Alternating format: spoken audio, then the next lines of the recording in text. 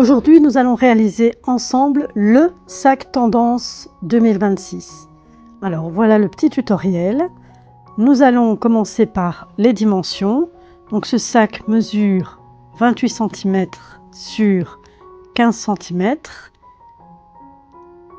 Voilà, et quand on regarde avec l'anse, nous avons 40 cm. Si vous souhaitez une autre dimension, indiquez-le en commentaire et je vous donnerai le nombre exact de mailles et de rangs adaptés. Ce sac pèse 332 grammes. On utilise donc 2 pelotes de fil t-shirt de 200 grammes, ce qui suffit largement et il en reste même un peu plus. Pour commencer, on va laisser environ 30 cm de fil. Cette longueur servira plus tard pour réaliser la frange. On fait un nœud coulant et on va réaliser une chaînette de 22 mailles en l'air. Ces 22 mailles en l'air détermineront le corps du sac, donc la longueur du sac. Veillez toujours à prendre un nombre pair de mailles car le sac sera plié en deux. Si le nombre est impair, la forme ne sera pas équilibrée.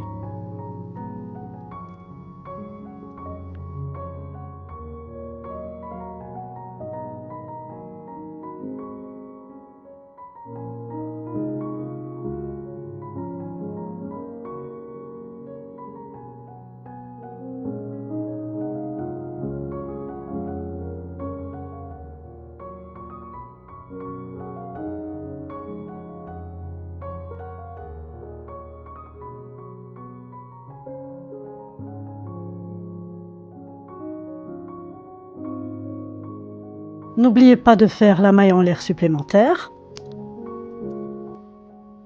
On retourne la chaînette et on va travailler dans le petit point arrière pour avoir une bordure bien nette. Donc on ne pique pas dans la première maille, on pique dans la deuxième. On va commencer par 5 mailles coulées. Pour la première, on pique dans la maille, on attrape le fil et on le ramène directement à travers la maille et la boucle qui est déjà sur le crochet. On fait la deuxième.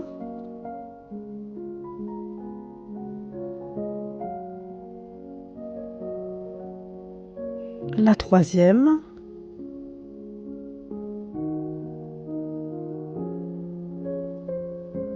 La quatrième.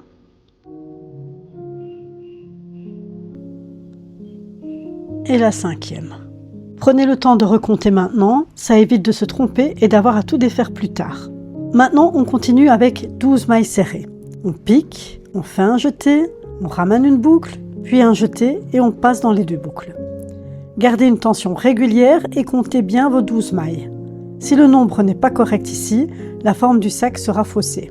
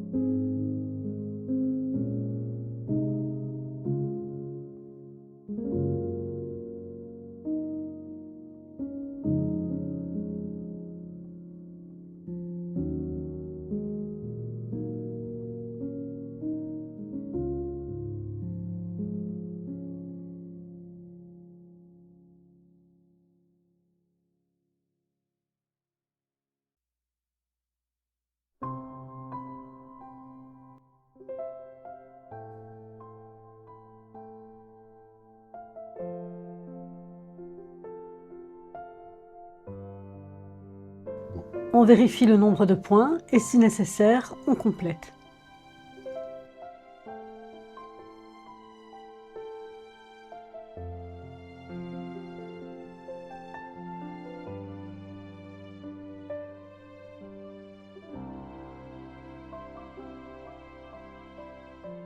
Et pour terminer le rang, on refait 5 mailles coulées.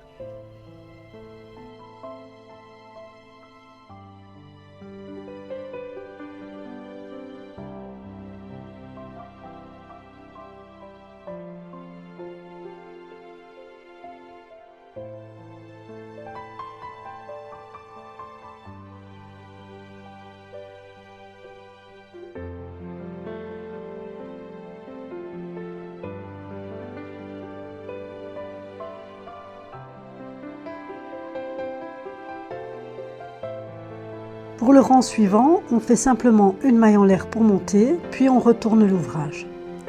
On va refaire exactement la même structure, 5 mailles coulées, 12 mailles serrées, 5 mailles coulées. Mais cette fois, on travaille uniquement dans le brin arrière. Et à partir de maintenant, on travaillera toujours dans le brin arrière. Cela va créer un joli relief et donner plus de tenue au sac. Donc, on commence, 5 mailles coulées dans le brin arrière. 3, 4, 5 mailles coulées. Maintenant, on commence les mailles serrées, toujours dans le brin arrière. On en fait toujours 12.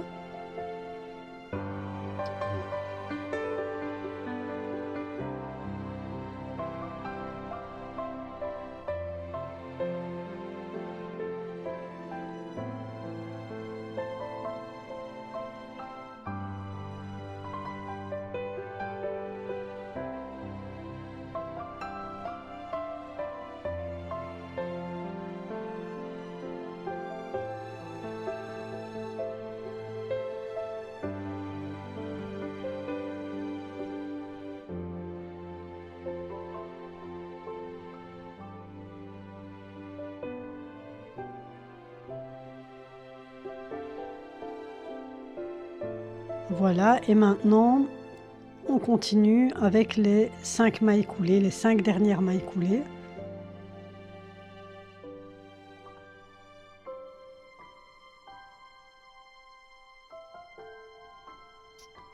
Voilà. Et maintenant la dernière. Ensuite, on commence à prendre l'habitude. On fait une maille en l'air et on tourne le travail. Et on reprend 5 mailles coulées.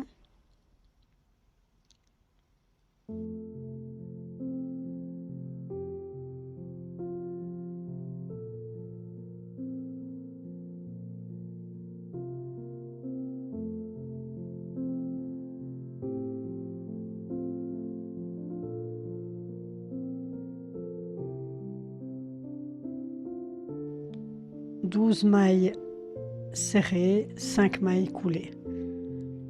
Et on va faire ça pendant 16 rangs.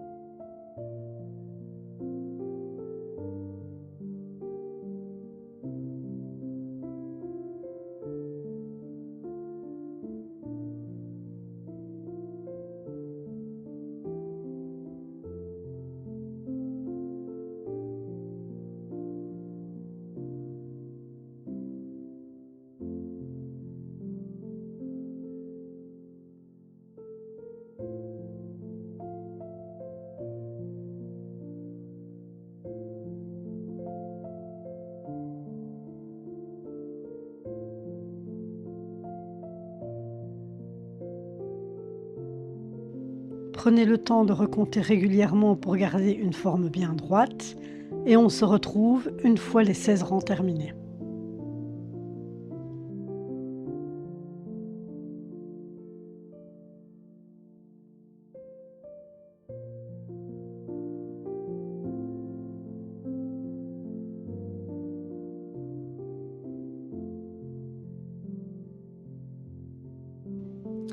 Après avoir fait un total de 16 rangs, on laisse environ 30 cm de fil, comme je vous le montre à l'écran, et puis on coupe. Cette longueur servira comme de l'autre côté pour réaliser la frange. On fait maintenant un nœud pour sécuriser le travail. Je vous montre comment faire. D'ailleurs, j'ai déjà fait un petit tutoriel sur ce nœud si vous en avez besoin. Voilà. On va maintenant plier le travail en deux. Attention, on plie toujours le joli côté vers l'extérieur. Donc, ça sera le côté visible.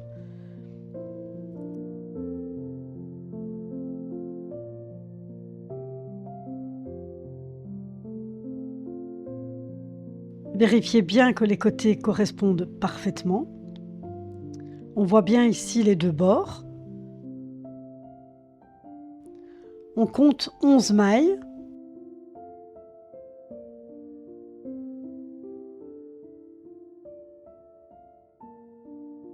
On va piquer dans les deux brins de chaque côté du sac en prenant bien les mailles correspondantes l'une en face de l'autre.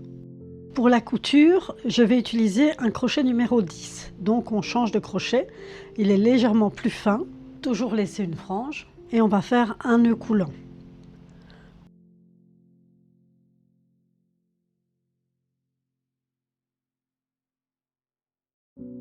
On insère le crochet dans les deux épaisseurs en prenant bien les deux brins de chaque côté et on commence à faire des mailles coulées sur toute la longueur.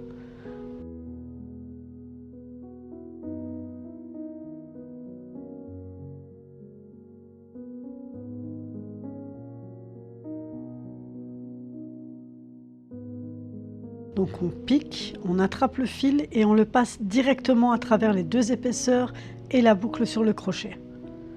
Et on continue ainsi jusqu'en haut. Toujours bien veiller à prendre les deux V de chaque côté et faire une maille coulée. Cela crée une couture solide, propre et invisible. Mais dans ce cas-ci, ce n'est pas très important vu qu'on va refaire une deuxième bordure au-dessus. Veillez bien à ce que vous ayez les 11 points pour que ça soit bien équilibré d'un côté comme de l'autre.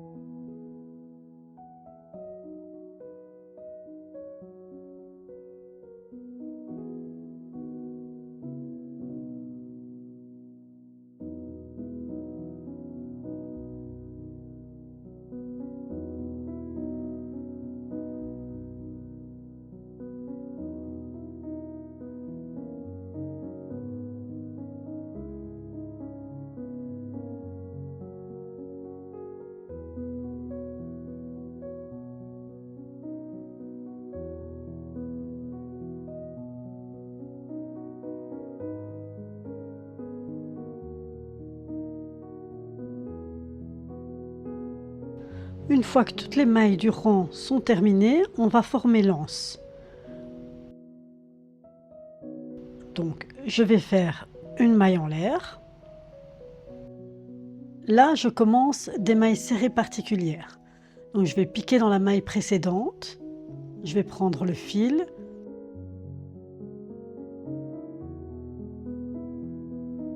Je fais un jeté et je passe dans les deux boucles. Je pique toujours dans la maille précédente, je reprends le fil, je fais un jeté et je passe les deux boucles. Et je fais cela pendant 30 fois. Donc en fait, nous aurons 30 mailles serrées particulières. Donc je pique toujours dans la maille précédente, je prends le fil, je fais un jeté et je ramène mon fil. C'est pas exactement une chaîne de fondation classique, car on ne fait pas le deuxième jeté. Cela donne une anse plus rigide et solide pour le sac. Après, vous pouvez continuer pour obtenir la longueur désirée. Moi, j'effectue 30 mailles serrées. Vous pouvez en faire plus ou beaucoup moins.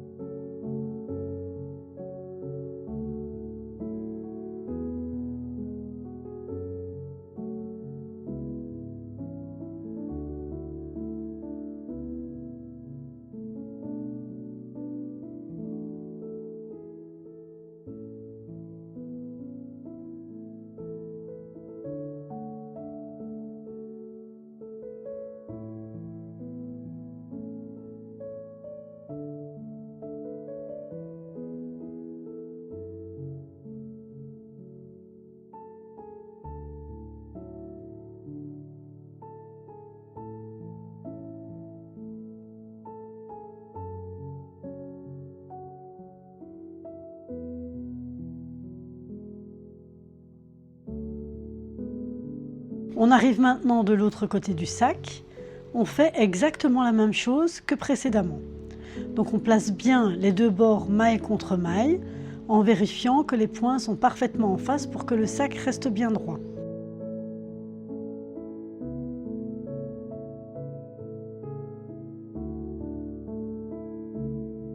On pique ensuite en prenant les deux V complets afin de garder la même couture que de l'autre côté du sac.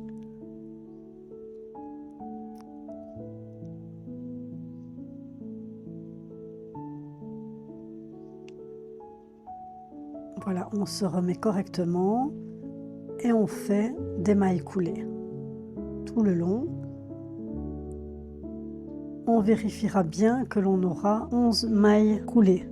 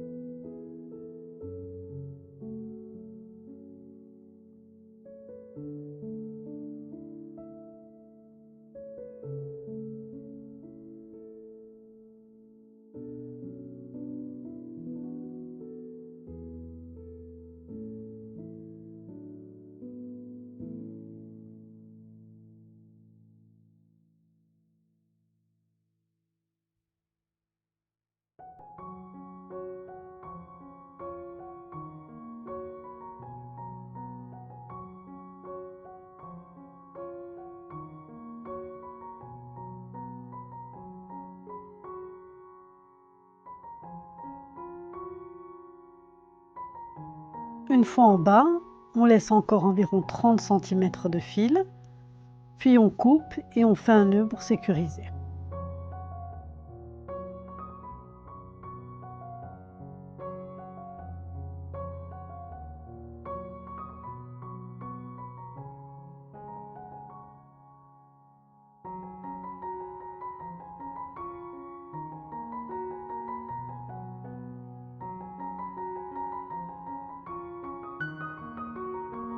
Et maintenant, le sac n'est pas terminé.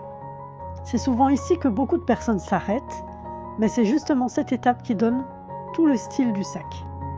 C'est cette bordure qui va vraiment donner du caractère au sac.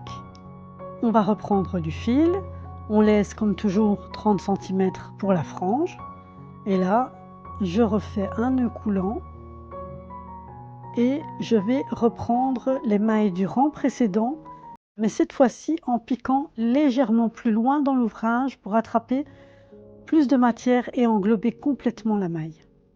Et je fais des mailles serrées tout le long. Voilà, je reprends toujours plus loin et je fais des mailles serrées tout le long. Et on va faire ça tout le long, y compris l'anse. Cette finition va épaissir les contours, structurer le sac et lui donner sa tenue finale.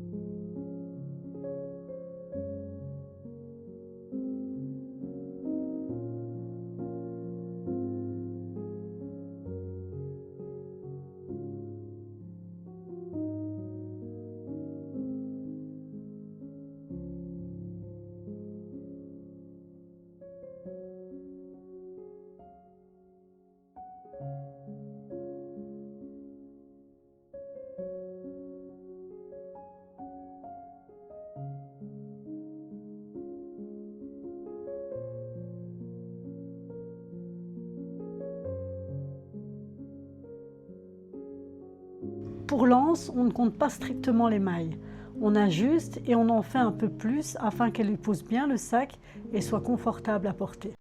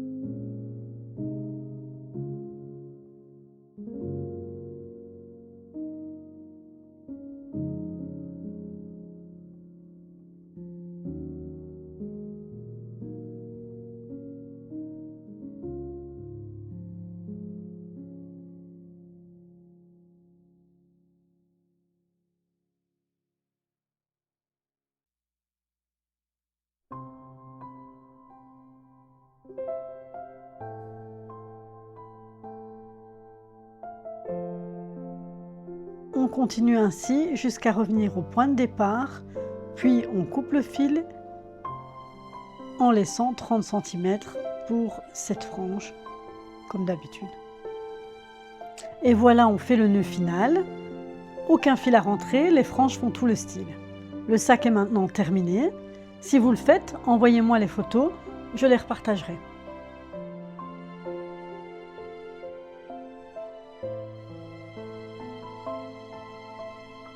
N'hésitez pas à commenter, liker et vous abonner.